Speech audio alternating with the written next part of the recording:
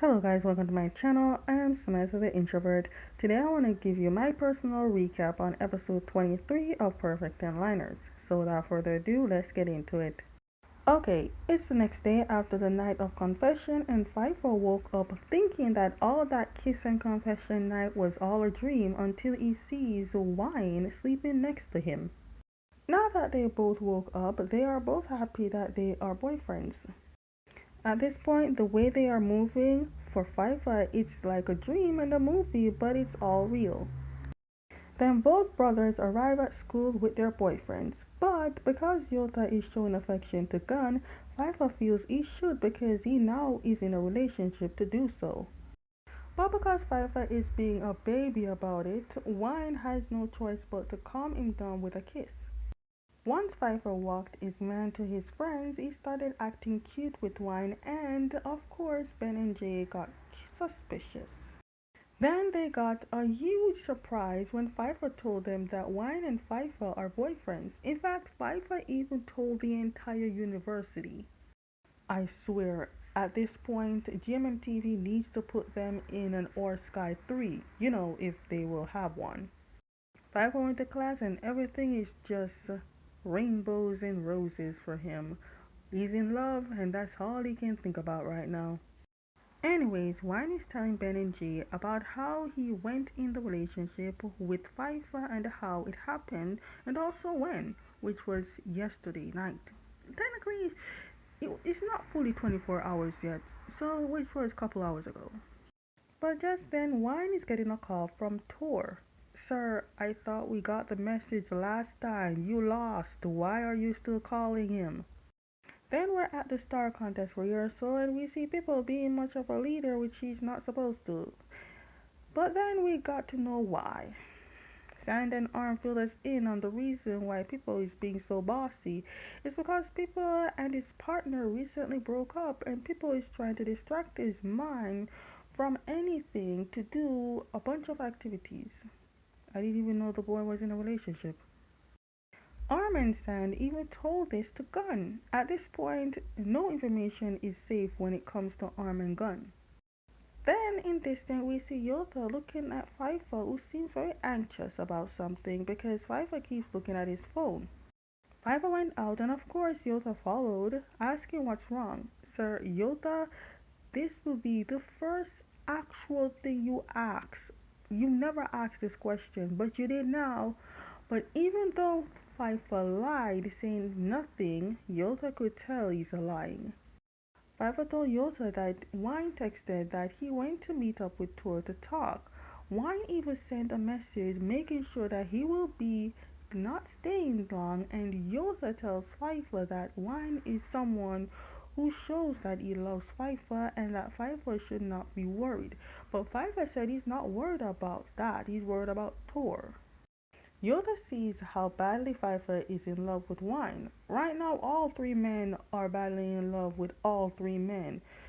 All three men went through a lot of exes too. Well, Wine, not in X, but we might as well just call it that. Then Wine came. Of course, Pfeiffer went to stick to him like glue. That is when Yotha told them that their mother asked to invite them for dinner. Now, because Wine sees that Pfeiffer will say he doesn't want to go, Wine answered fast and said they will go.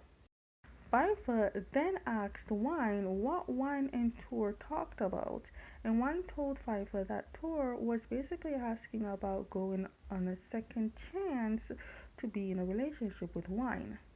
It's a second chance because the first time didn't work. Because the first time was when at the festival sailed and Tor asked, but because it was Pfeiffer's turn to go on to perform, Wine didn't get to give him that answer. Instead, he left Tor. I know, Tor, you are not stupid. You know you lost the battle before it even started. Before the dinner could get any further like a date, Wine told Tor that he used to have feelings for Tor, but not anymore. Wine told Tor that he now is in a relationship. Pfeiffer is both happy and mad. Happy that Wine finally spoke up to Tor and told Tor to leave him alone when it comes to approaching him for a relationship, and mad that Tor even had the guts to ask. Back at the Star Contest rehearsal, we see Wine taking the chance to talk to Gunn about Pfeiffer's mother. And Gunn told Wine that he doesn't know how Pfeiffer is with his mother, but he knows that Yota never spoke to his mother for years until one day Yota forgave his mother. Three brothers was having problem with communicating with their mother. Well, let's say two because we're not sure about Newton.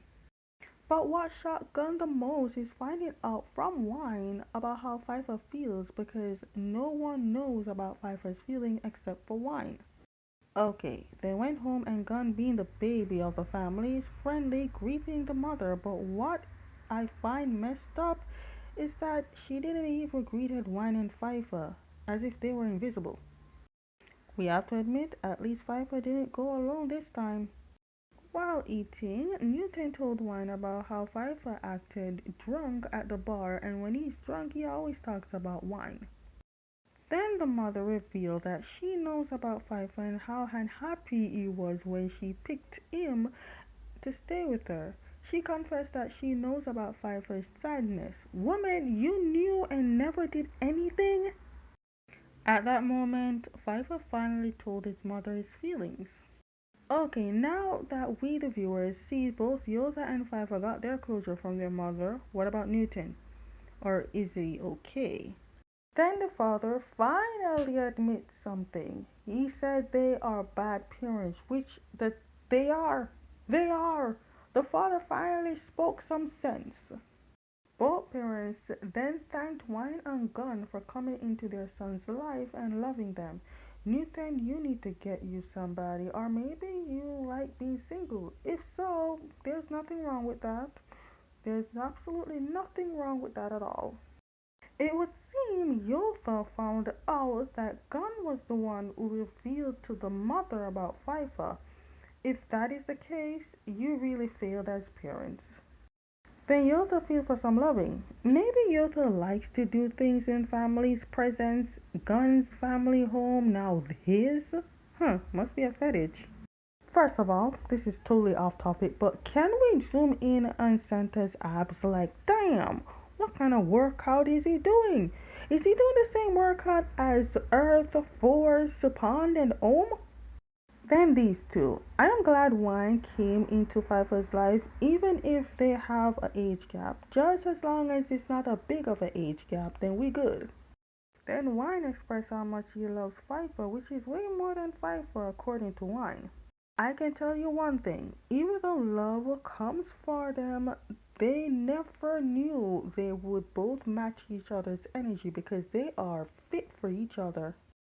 Oh, I love it here. Now I need to know when is their next drama. I know it's in 2025, but when in 2025? Because to see Junior become a scammer, then change his ways because of love. Oh, yeah, bring it. The next day at university, Arm is giving Wine a ticket to a music festival because at that festival is where Wine will see Taewon for the bracelet. But we have a problem. Wine has two tickets, so he has to bring someone, and of course it should be Pfeiffer. But that is not the problem. The problem is the date that's on the ticket. Wine ended up asking about the purpose of the bracelet because apparently Yoda failed to tell him. Hell, all the mentors fail to tell their mentees the important stuff. Okay, so Wine went to his friends to tell them about the festival and about the bracelet, but the problem is the date. The music festival falls on the day that Pfeiffer's mother leaves, and Wine doesn't want to tell Pfeiffer because he knows Pfeiffer will want to go. Wine wants Pfeiffer to spend time with his mother. When Pfeiffer got there, Pfeiffer told Wine he has no problem to leave and go with Wine. But then Wine told Pfeiffer that he will not go and he will go some other time for Taewon to give him the bracelet another time. And he's not in a rush for bracelets. Wine even told Pfeiffer that he will use that day to visit his family, which Wine also promised Pfeiffer to introduce. If you could ask me about all three relationships, I would say Arm Arc is the cutest, Gun and Yotha are the riskiest, and Pfeiffer and Wine are the bravest. Each are cute, but all have their different kind of cute. Then we have Cloud. God damn, you is sexy. The fact that he has changed for better He's not even smoking anymore. The way Waters was so shocked to hear that Cloud decided to quit smoking, then Cloud talking about he's planning to live a long life so he can have a future with Waters. When he said that, I know he meant something marriage wise. But then the mood changed because Cloud is horny and he wants to use Yota's room in the bar. Homeboy cannot hold it in his pants anymore. I swear when he said those words I screamed because I know Cloud is very committed. Oh yes, I'm ready for OnlyFriends. Jojo, give them a good script, even if they have to do a little bit of improvising. I've seen what they can do in terms of being that couple who can cause trouble and it in an agenda. They can be secret romance and steamy loving is not hard for them. Also, I am happy they finally got their merch. Next is their own logo. Okay, next day, and it's the day of the music festival, and Wine is not gearing up to go to his family. He lied to Pfeiffer. Instead, Wine is going to Taiwan and the music festival alone. Okay, he made it there, but he feels lonely, which he is because he is alone. At this point, he's regretting this decision. He missed Pfeiffer to the point that he's seeing Pfeiffer being there, which he's not. He's hallucinating. It's night and the music is about to start, and Wine noticed that he's the only one that came alone. Then he got a call from Pfeiffer, and the way he spoke to Wine, Pfeiffer let him know that he is there, which he is when Wine looked. Wine then figured that Ben and Jane told Pfeiffer about his lies. I love that the fact that Pfeiffer came in with the couple shirt, even though the man prepared. Wine told Pfeiffer that he should not have lied, and when he's here alone, it's not fun whenever he's without Pfeiffer, which is true. It's not a lie. Pfeiffer is the life of a party. Okay, as usual, at the bar, Yota telling everyone about Pfeiffer and that he's with Wine. Then Cloud came to Yota saying that he wants to talk to Yota alone, but when they left, Warrit and Gunn thought they would fight. But I know they wouldn't fight because if they did, Cloud would have done that a long time ago. He wouldn't have asked him to go somewhere private. When they got to this place privately, Cloud asked Yotha to help him to do a surprise proposal to Warrit, which Yotha finds is shocking and very odd. See, the thing is, Cloud has no friends because Cloud used to hang out with gangsters, so ever since he's dropped them, he has no friends except for Yotha and maybe Yotha's brother. Yotha must understand it takes a lot of braveness to approach Yotha, especially to ask him this. Warrit is Yotha's ex, and the current boyfriend is asking help in proposing to Warrit, who is Yotha's ex. If anyone in reality hears this, it would be just a no. They would never do that. But since it's just a show, it's okay since they are friends, right? Of course, Yota told his boyfriend, and his boyfriend called Yota's mentor. You think Yota would have told his mentor that he was talking to anybody but Gun? Well, yes, but like physically talking to them. Like, dude, you should have told, you know what? Moving on. Arm then told his friends and boyfriend's friends about Cloud's planned proposal. I know Gowan is doing a drama, but GMMTV could at least put Gowan in this like in a few seconds. Damn. Meanwhile, Pippo, who is becoming good at camouflage, should have gone to the military. Anyways, Pippo's getting emotional because all he hears is everyone having a relationship, a good one too, while he has a relationship that is completely gone, over. There's nothing. Okay, another off topic, but I've seen the things that twins can do when it comes to serious scenes, and mostly they're good at comedy. But GMMTV needs to let them explore relationship and romance scenes, or if it's because they are in a relationship and they can't or won't, then I don't know. Is it because of that? Meanwhile, at the festival, Pfeiffer is setting up tent because apparently Wine didn't put any of the plan through and he only went to the festival. Wine doesn't have a place to sleep or plans to transportation coming back home, nothing. He just had one thing: go to the festival, meet Taiwan. Everything after that was like that went through the window. Back at Arm and Ark shows sign that he's ready to get married, but Arm is not.